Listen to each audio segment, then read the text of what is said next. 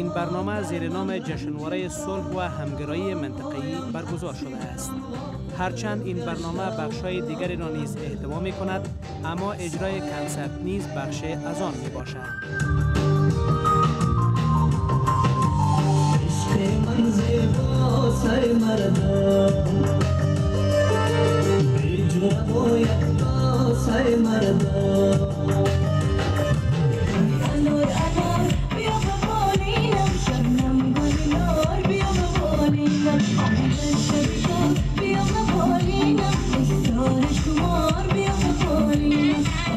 در این کنسرت آوازخوانان افغانی، تاجیکستانی و پاکستانی آوازخوانی کردند.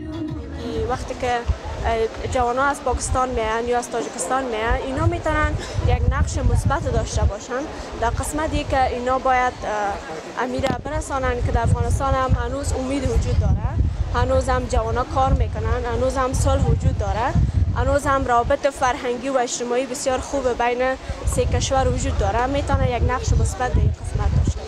چنین جشنواره هایی که مثلا در افغانستان برگزار میگردد، همچنین در تاجیکستان برگزار میگردد، این دوستی میانی تاجیکستان و افغانستان را باز هم زیاتر میگرداند. یا زمونږ چې کوم ټیم د هغوی ټولو دا هدف دی چې موږ لاړ شو او هغوی راشي، موږ یو بل سره کلچر ایکسچینج هم وشي، او د دې نه علاوه چې کوم د امن او د سولې پیغام دی هغه هم پاکستان ته موږ د دې ځای نه واپس ویسو او دا هغه در این فستیوال که در باغ بابر برگزار شده بود، صنایع دستی افغانستان، پاکستان و تاجیکستان نیز به نمایش گذاشته شده بود.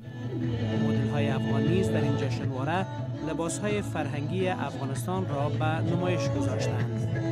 جوانان و فعالان مدنی پاکستان و تاجیکستان میگویند که این دومین باری است که پیام صلح را با خود به کابل می‌آورند.